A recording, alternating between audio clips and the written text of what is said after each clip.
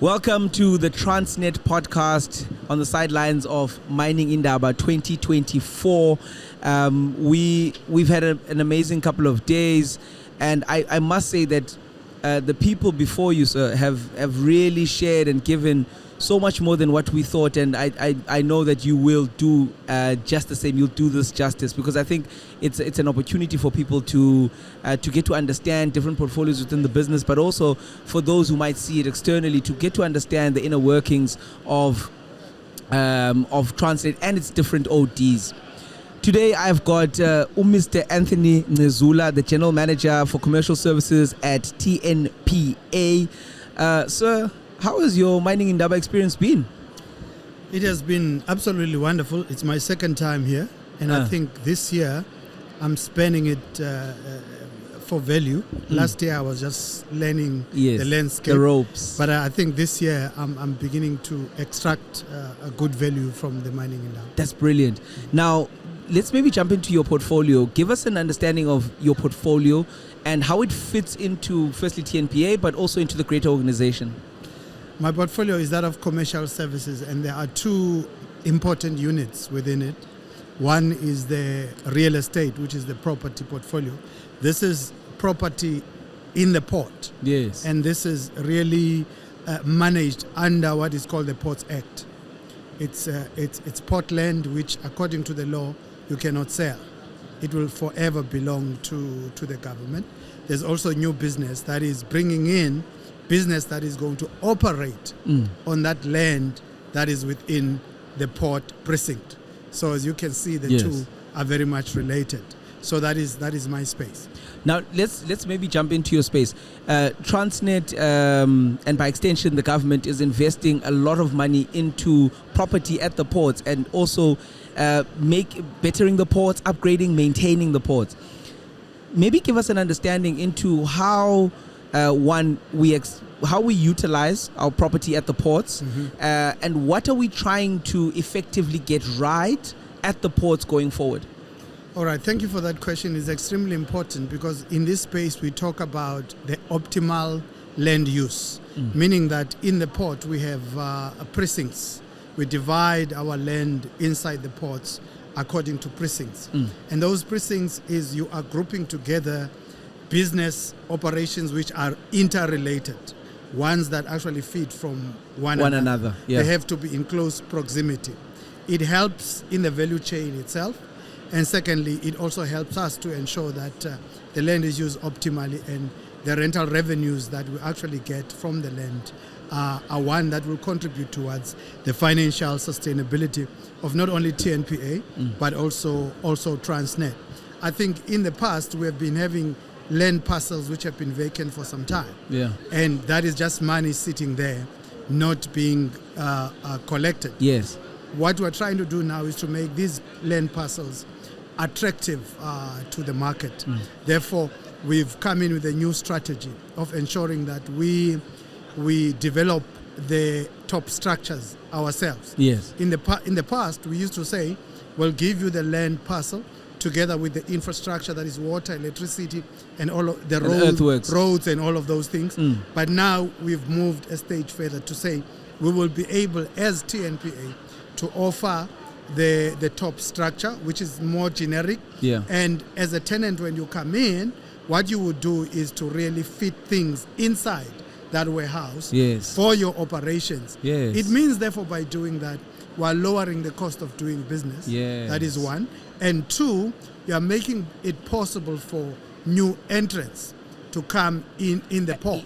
In a less capital intensive way. Exactly. Yes. More especially what we call a black industrialists. That is those companies which are owned 51% or more by black owners.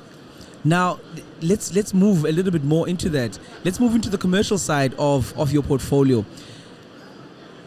Working with businesses, I would say the industrialist one, but also formalized bigger businesses, what are some of the key tenets that you use to underpin those relationships that you have with different types of commercial entities trying to work and also doing work with Transnet? That's an extremely important question, my brother, because within my portfolio we've got what is called customer relations management.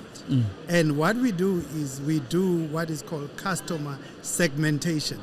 We're able to segment our different customers so that we can actually engage them on issues which are actually relevant to a particular segment.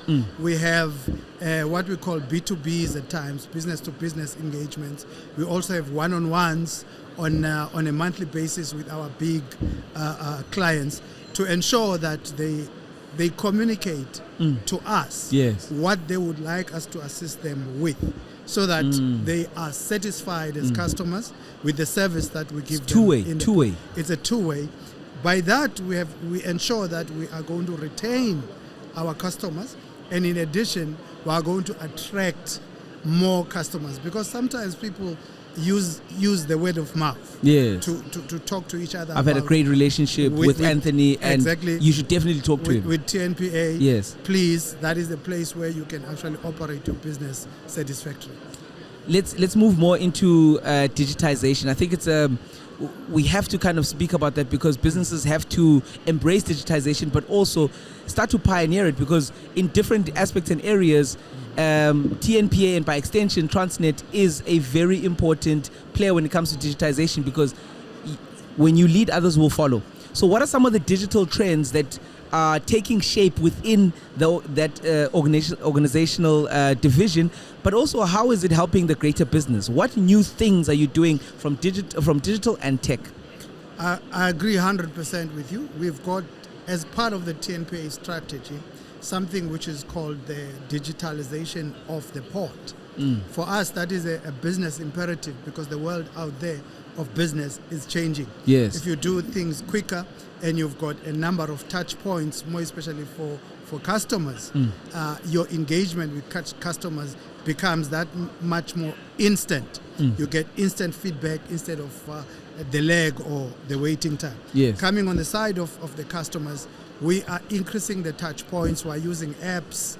We're using computerized interaction with the customers.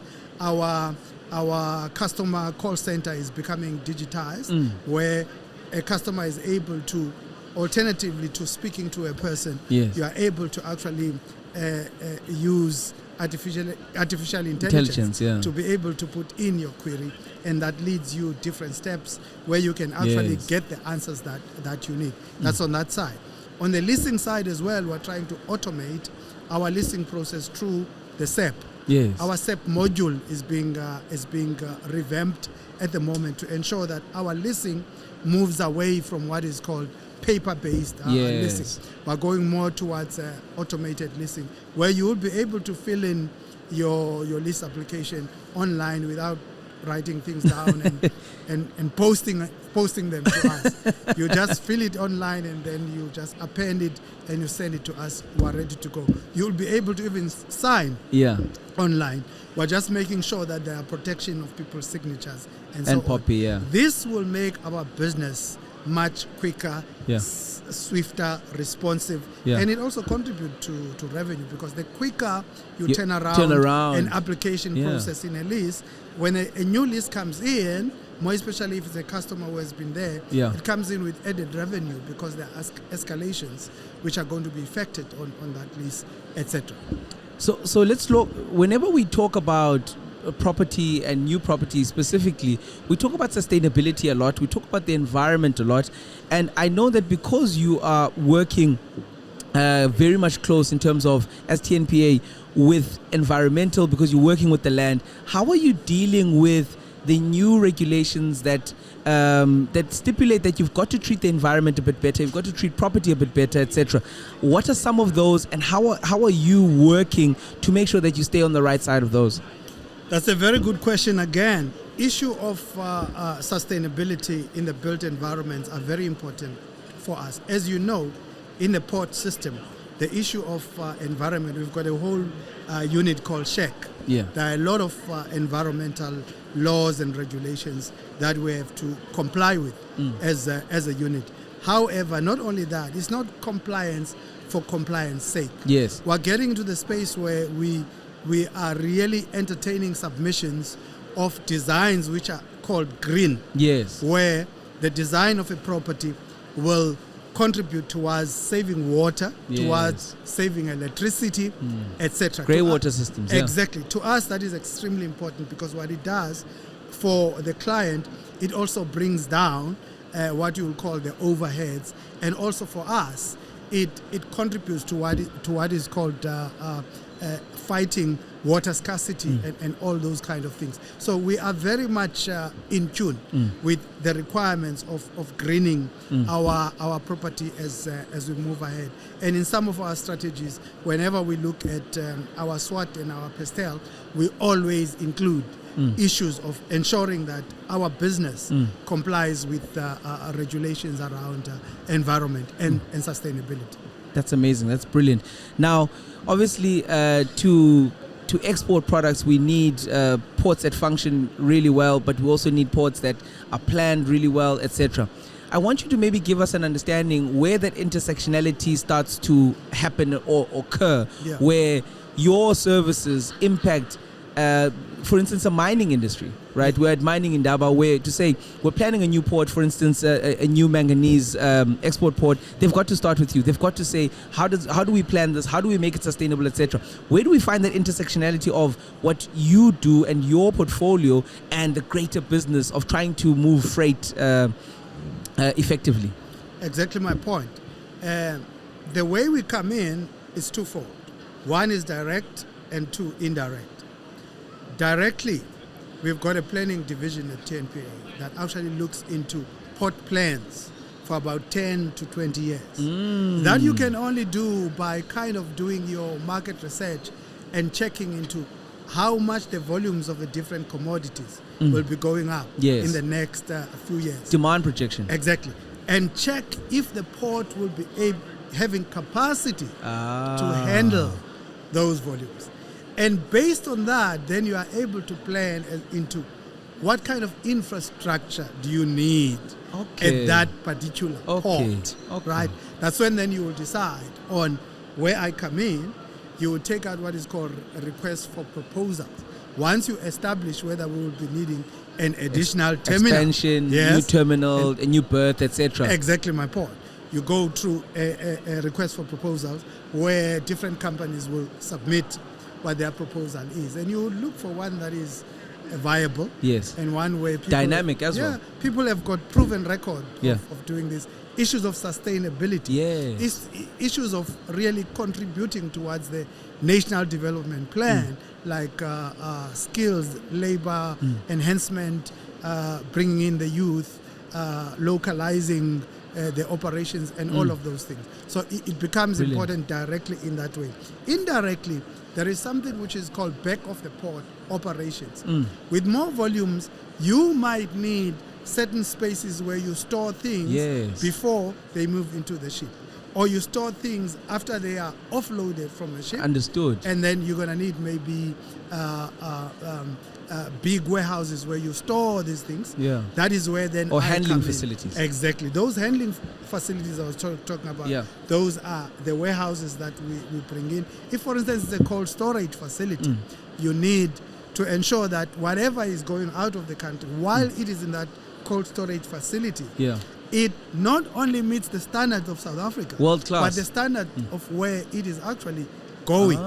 So all the designs that we have are not only looking inwards in South Africa. Outwardly, you must be able to say those receivers of the exports on the other side are able to vouch that your warehouse not only complies with South African rules, but also they are customers, international customers. Exactly. I've learned so much, and I think that at times not that we take for granted, but we take lightly the things that matter, and everything matters, and property, it starts with that, because you need to have a space and a place to work in order for revenue and growth to happen. Mr. Anthony Ngcezula, the GM for Commercial Services at TNPA, thank you for your time, thank you for your wisdom, thank you for your expertise. We appreciate it, and may the rest of Indaba work out just the way you want it to. Thank you, sir. Thank you.